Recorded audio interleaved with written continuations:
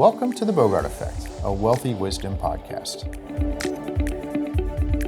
The following BOGART Effect podcast is intended for general information purposes only. The information discussed is no substitute for personalized investment advice from BOGART or another investment professional. Please see important disclosure information at the end of the presentation.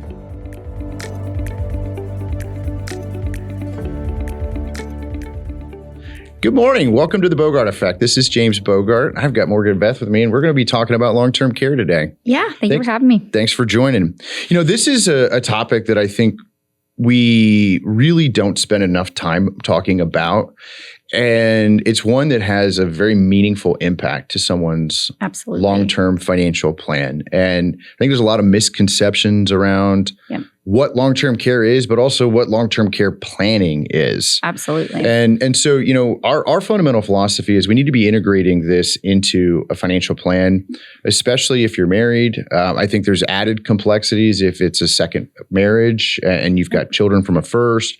I mean, there's so many different ways to be thinking about and looking at long-term care.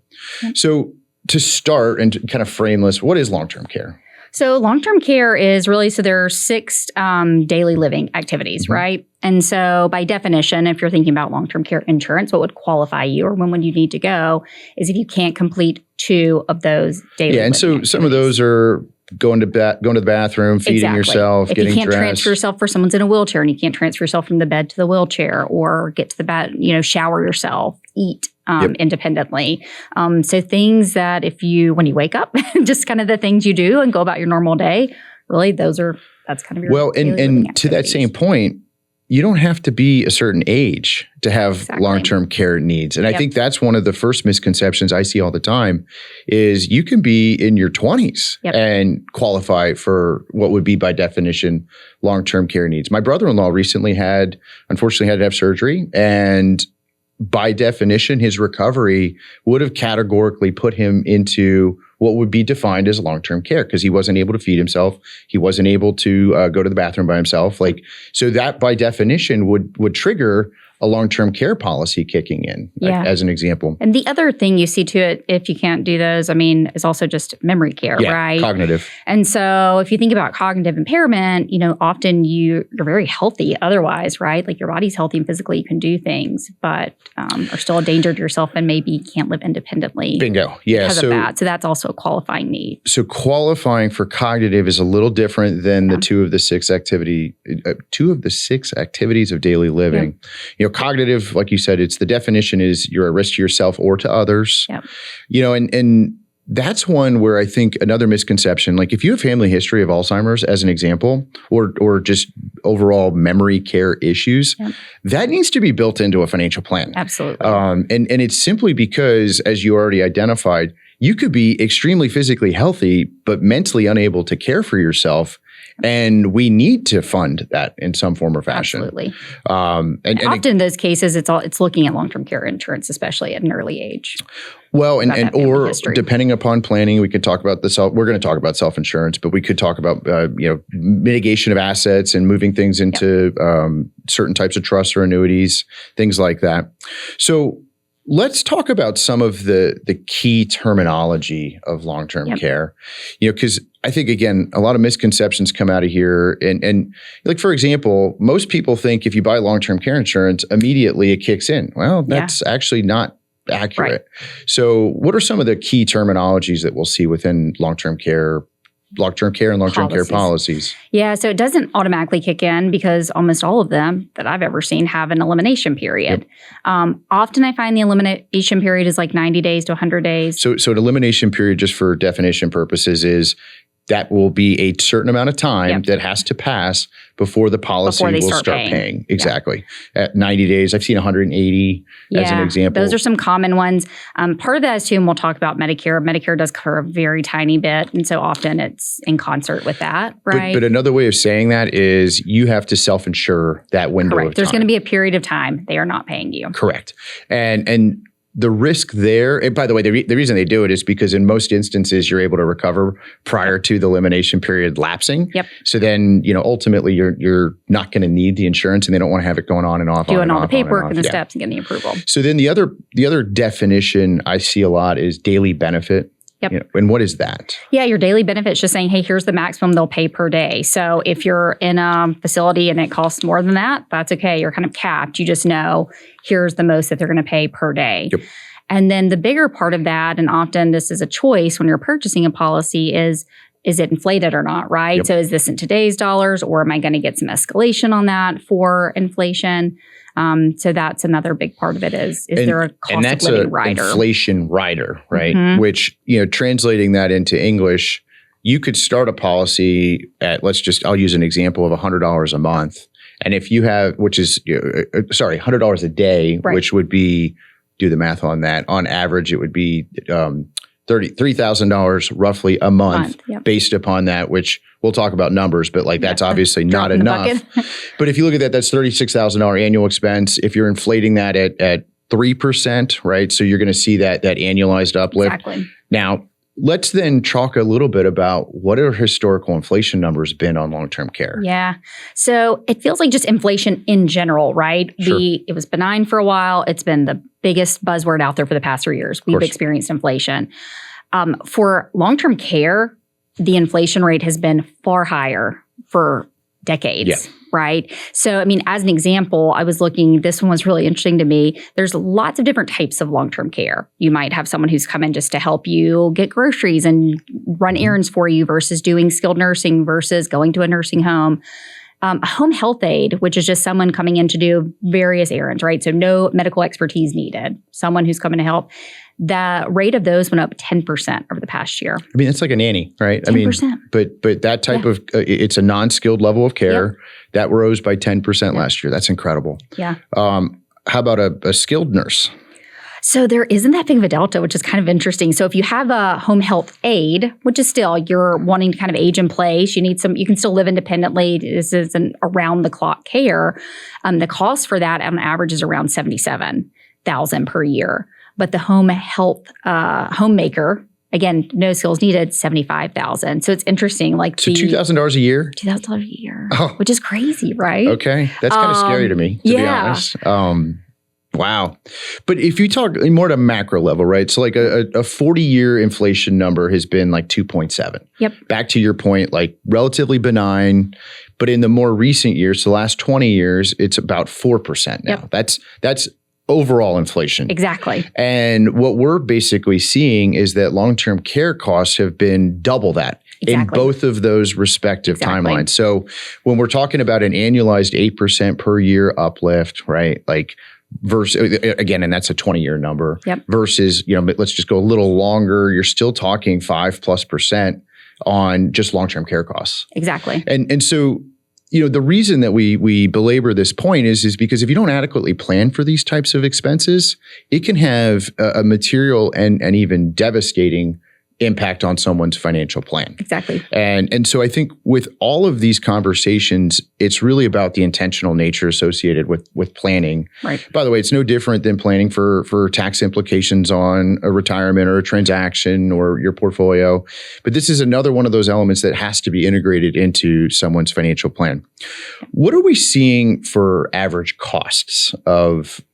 Yeah. So average cost. So nationally right now, the average, if you're needing, now this is a median cost and this is for nursing home, right? Full private room, right? Okay. But full care. It's about $127,000 a year. So roughly $10,500 a month. Mm-hmm. Okay. In the DC metro area, that's around $180,000 per year. So it's closer to $15,000 per month. And again, to emphasize that point, this is a median number. Highest, and that's also not talking about any level of specialized care. Memory is the biggest one. Memory care can be really, really expensive. Yeah. I actually have seen someone locally here paying $25,000 a month for memory care. There's a place nearby me, actually close by. There's a big place right around the corner. Yeah. And it's for private room, $25,000 a month. And the thing is there's different levels of care. And I think that's probably the most important part of this conversation. Historically speaking, what I've seen with clients is husband and wife, usually it's the husband, just using actuarial data, that has a long-term care need first. Yep.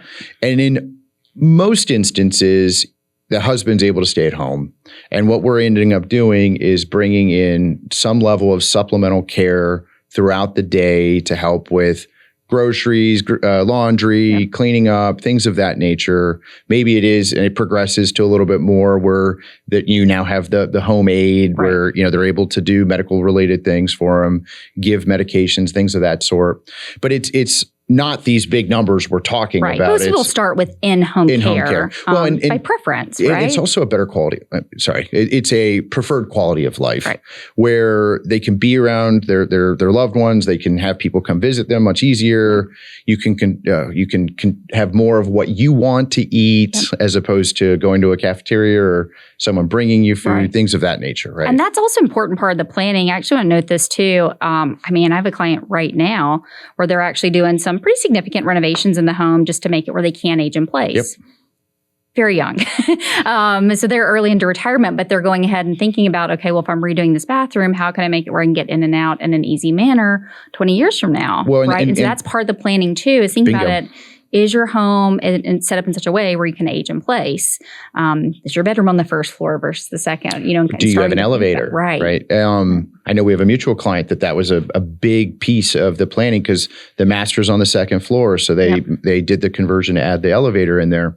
And even when my mom, when she did an overseas assignment, when she came back to the U.S. and she bought a home, she was in her early 60s, but we made sure that the home that we bought, everything was on one level for her.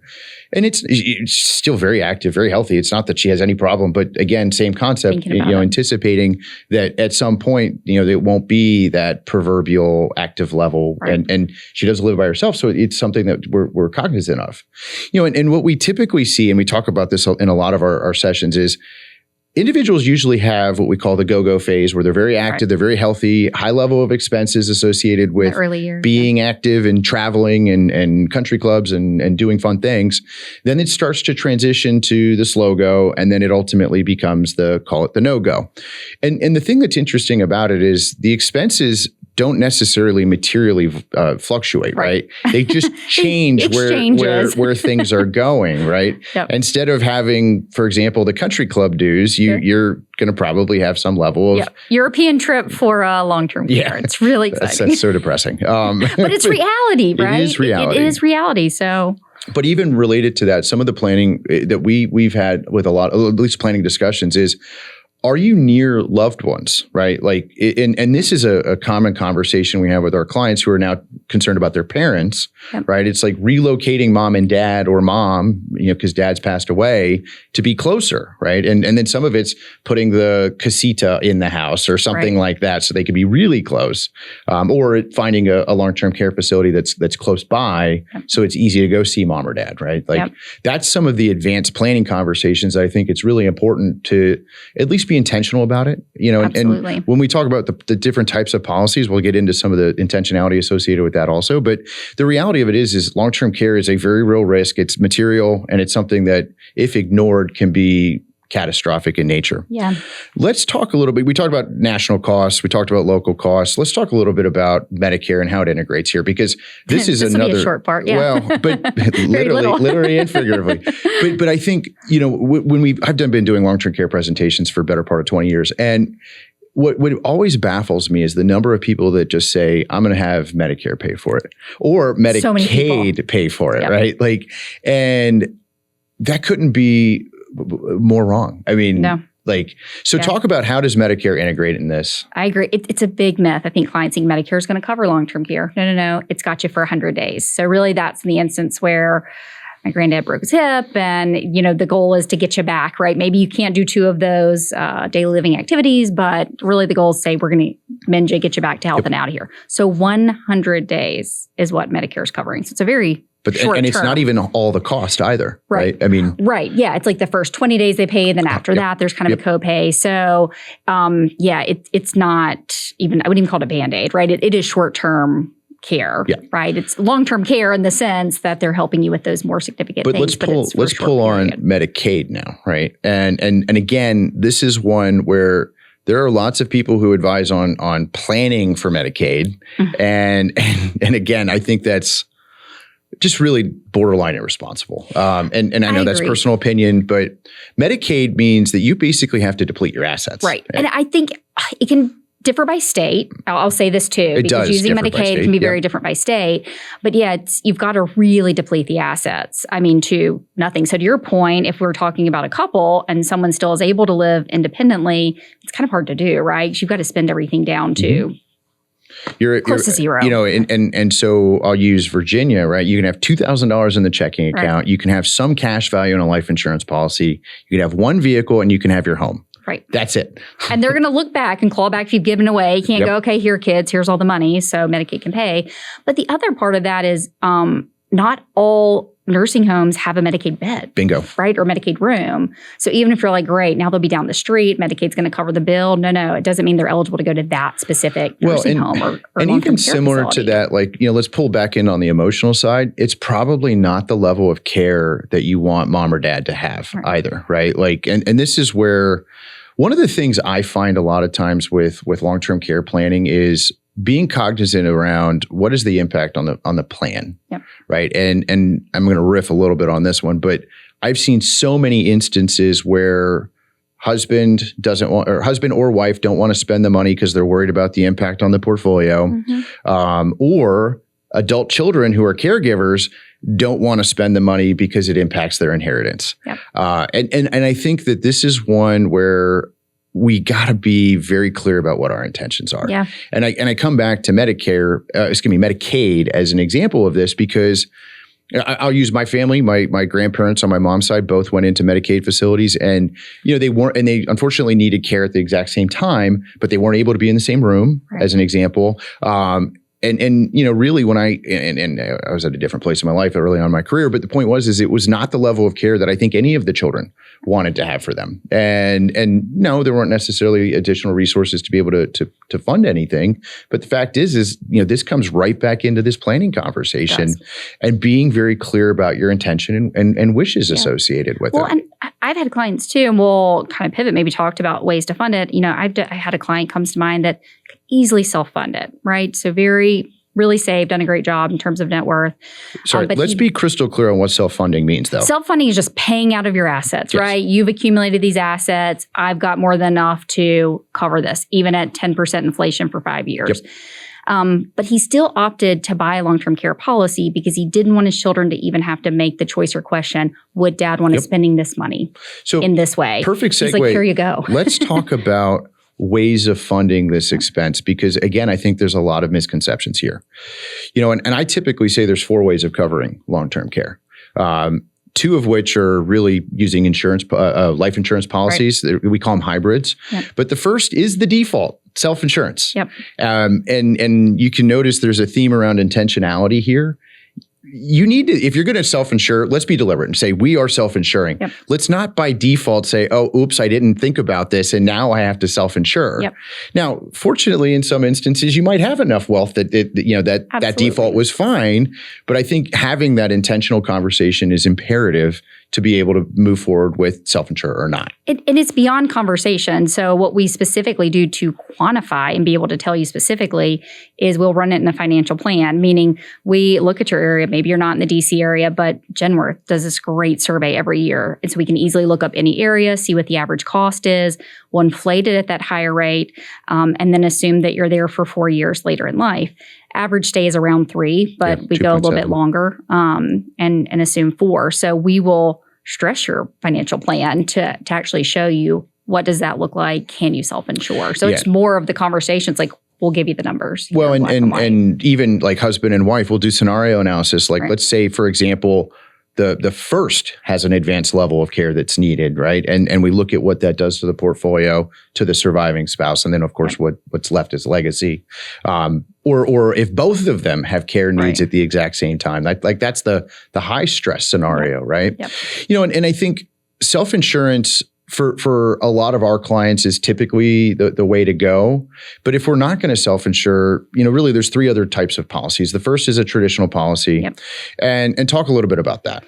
Yeah, so a traditional policy, so there aren't as many insurance companies that are issuing them now. They've been getting rid of them. Yeah, the actuaries got it wrong. Somebody got it wrong in terms of cost. So some had to kind of get out of the game. But a traditional policy is, here's the premium that you pay, and then here's the amount of coverage that you're going to get, right? Here's the daily amount that you're getting.